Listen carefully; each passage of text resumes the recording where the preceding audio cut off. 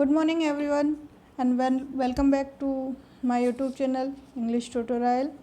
Today we will discuss about Kubla Khan or A Vision in a Dream, a fragment written by Samuel Taylor Coleridge. I am Rajni Meena, Assistant Professor, Government College Rawatwata. Before starting the poem, we will discuss about the introduction of the poem. It was completed in 1797 and published in 1816. According to Coleridge's preface to Kubla Khan, the poem was composed one night after he experienced an afim influence dream after reading a book describing Xanadu, the summer place of the Mongol ruler and emperor of China Kubla Khan. Upon waking, he set about writing lines of poetry that came to him from the dream until he was interrupted by a person from Porlock.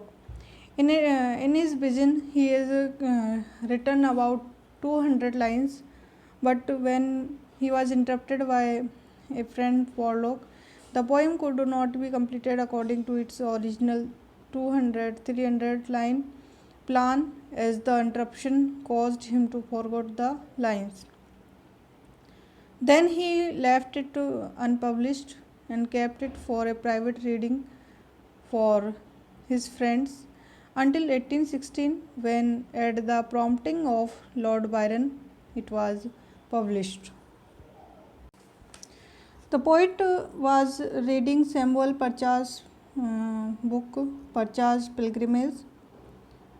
He has read the lines, "Here the Khan Kubla commanded a place to be built and a stately garden thereinto, and then 10 miles of fertile ground were enclosed with a wall." After this, the poet has slept and he has completed 200 to 300 lines in his vision. Let's start the poem. In Xanadu did Kubla Khan a stately pleasure doom decree, where Elf the sacred river ran through caverns measureless to man, down to a sunless sea. Xanadu में कुबला खान जो है वो चंगेज़ खान का पोता था और मुग़ल शासकों में 5वां इसका स्थान था सेंट्रल एशिया में, और उसके शासन के अंतर्गत हमेशा उसने चीन पर विजय हासिल की थी। चीन उसके अंडर में रहा था और ये सब उसकी जो राजधानी थी वो पीकिंग बनाई गई थी, और उसका जो प्लेजर प्लेस था जेनुडू में, उसका वर्णन सैमुअल परचाज ने अपनी पिलग्रिमेज में किया है। तो जेनेडू स्थान पर कुबला खान ने a stately pleasure dome decree, एक शानदार महल बनाने का आदेश दिया। Where Alph the sacred river ran, जहाँ पर जिसके किनारे एल्फ नदी बहती हो, पवित्र एल्फ नदी बहती हो। Through caverns measureless to man, और ये नदी जो है ज़मीन के नीचे घाटी में बहती थी, और ये जो घाटी थी वो इतनी गहरी थी कि जिसे नापा नहीं जा सकता, जिससे मनुष्य नाप नहीं सकता है। डाउन टू ए सनलेस सी, और अंत में ये जो नदी है एल्फ, वो एक ऐसे समुद्र में गिरती है जो कि पृथ्वी के नीचे था और जहाँ पर सूर्य की किरणें नहीं पहुँचती थी। सो 5 miles ऑफ फर्टाइल ग्राउंड। तो जो कुबला खान था उसने वो जो प्लेजर डूम बनाने का ऑर्डर दिया था वो एक ऐसे मैदान में बनाया गया था जो 10 मील तक फैला हुआ था। फर्टाइल ग्राउंड, और उसकी जो ज़मीन थी वो उपजाऊ थी। With walls and towers were girdled round, और चूँकि एक बादशाह का महल था तो इसके चारों तरफ बहुत मजबूत दीवार और गुम्बज बनाए गए थे। And there were gardens bright with sinuous rills, और इसके चारों तरफ जो बादशाह का महल था तो इसकी जो चार दीवारी बनाई गई थी, बाउंड्री बनाई गई थी, उसके अंदर बहुत ही सुंदर तरीके से जो गार्डन्स है वो लगाए गए थे। विद सिनुअस रिल्स, और इस जो गार्डन के आर पार बहुत टेढ़ी मेढ़ी नदियाँ, छोटी छोटी टेढ़ी मेढ़ी नदियाँ बहती थी। Where blossomed many incense bearing tree, और इस गार्डन में बहुत ही सुगंधित खुशबू वाले, इंसेंस खुशबू वाले जो पेड़ थे वो लगाए गए थे। And here were forests ancient as the hills enfolding sunny spots of greenery, और ये जो फॉरेस्ट था बहुत ही घना जंगल था इन पेड़ों के अलावा यहाँ पर। तो ये जो फॉरेस्ट था, ये जो जंगल थे, जो खुशबू वाले पेड़ यहाँ पर लगे हुए थे, ये उतने ही पुराने थे जितने की हिल्स थी। उस स्थान की जो हिल्स थी जितनी पुरानी थी, ये पेड़ भी उतने ही पुराने थे। एनफोल्डिंग सनी स्पॉट्स ऑफ ग्रीनरी, और इन जंगलों के बीच में हरी घास के मैदान थे जो सनी स्पॉट, सूर्य के प्रकाश में चमकते थे, बहुत ज़्यादा चमचमाते थे। But oh that deep romantic chasm which slanted, लेकिन ये जो घाटी थी वो बहुत ही रोमांचक स्थान था, जंगली रोमांचक स्थान, जो कि खोखला भी था। विच स्लेंटेड, जो ढलावदार था। Down the green hill earthward a cedarn cover, और पहाड़ी के पिछले भाग को काटते हुए ये जो घाटी है ये पार होती थी, जहाँ पर हरे सिडार के पेड़ बहुत ज़्यादा मात्रा में उगे हुए थे, और ये जो स्थान था वो पहाड़ी के समान ही ढलावदार था। ए सेवेज प्लेस, एक जंगली स्थान।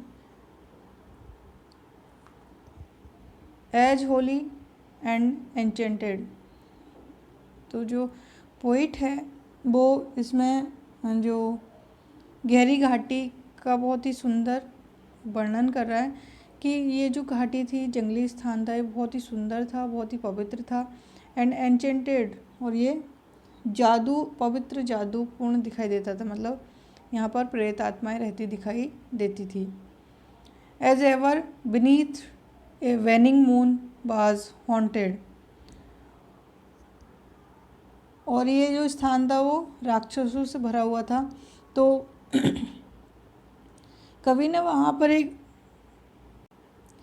डेमन द्वारा, एक राक्षस द्वारा जो उसकी प्रेमिका थी उसको छोड़ दिया था, उसका अपमान किया था। तो उस प्रेम में तिरस्कृत जो प्रेतात्मा थी उसको अस्त होती चांदनी में रोते हुए पोइट ने यहाँ पर दिखाया है। And by women wailing for a demon lover, कि जो प्रेतात्मा है वो अपने डेमन लवर के लिए रोती हुई दिखाई देती है। और ये जो स्थान था ये बहुत अधिक सुनसान और एकांतपूर्ण था, जहाँ पर केवल प्रेतात्मा ही निवास कर सकती है। पोइट ने इन लाइन्स में जो गहरी गुफा है उसका बहुत चित्र जो बहुत अधिक रोमांचक प्रस्तुत किया है।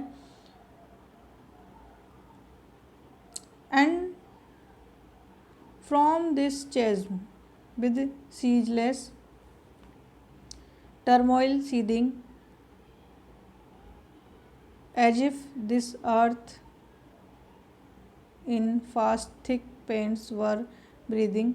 A mighty fountain momently was forced, amid whose swift half intermitted burst, whose fragments bolted like rebounding hail.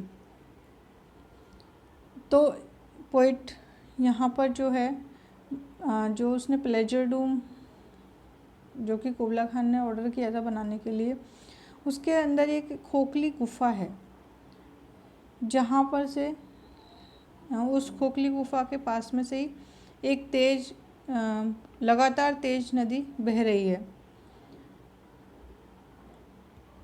And as if this earth is fast thick pants were breathing. और ये जो नदी के बहने की जो आवाज़ आ रही है वो ऐसा लग रहा है कि जैसे जो पृथ्वी है बड़ी कठिनाई से सांस ले रही है।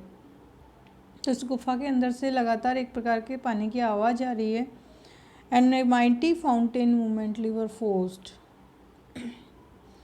और एक इस पानी की आवाज़ के साथ फव्वारे का पानी एक साथ निकलता है और वो भी एक आवाज़ करता है।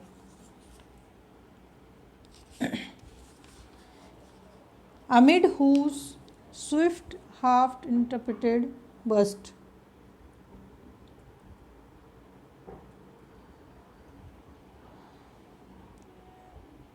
जिसके बीच में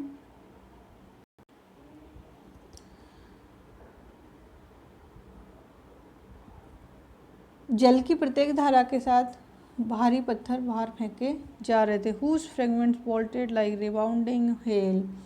और वो बाहर जो है पत्थर फेंक रही थी नदी अपने इस पानी के साथ। और ये जो पत्थर थे वो पानी की धारा के साथ कुछ देर तक ऊपर नीचे उछलते फिर धरती पर गिर पड़ते। तो जैसे कि ओले गिरते हैं, जब ओले पड़ते हैं तो धरती के साथ छूकर उछलते हैं और फिर वो शांत हो जाते हैं। और chaffy grain beneath the thresher's flail, कि जो किसान है वो जब अपने मूसल से अनाज के छिलके अलग करता है तो अनाज के दाने उछलते हैं। तो पोइट ने यहाँ पर इन लाइंस में जो पानी उछलता है और उसके साथ जो बड़े बड़े पत्थर वो फेंकती है नदी, उनका उनकी तुलना, एक तो ये किसान जब अनाज के दानों में छिलके और दाने अलग करता था, जो दाने उछलते हैं उससे, और ओले जब ज़मीन पे गिरते तो उनके उछलने से इसकी तुलना करता है। And mid these dancing rocks at once and ever. तो ये जो नाचते हुए पत्थर है जो पानी के साथ उछल रहे हैं, थोड़ी देर ये नाचते रहते हैं, उछलते रहते हैं। It flung up momently the sacred river. ये फ्लंग होते हैं सेक्रेड रिवर के साथ और फिर ज़मीन पर पड़ जाते हैं। 5 miles meandering with a mazy motion through wood and dale the sacred river ran। 5 मील तक ये जो सुंदर नदी है वो बहती रहती है। पहाड़ी के ढाल पर जो ये गुफा है इसके अंदर से निकल के जो एल्फ रिवर है वो 5 मीटर तक बहती है। और through wood and dale the sacred river ran. और जो घुमावदार मार्ग से घाटियों और वनों के बीच में से निकलती है ये।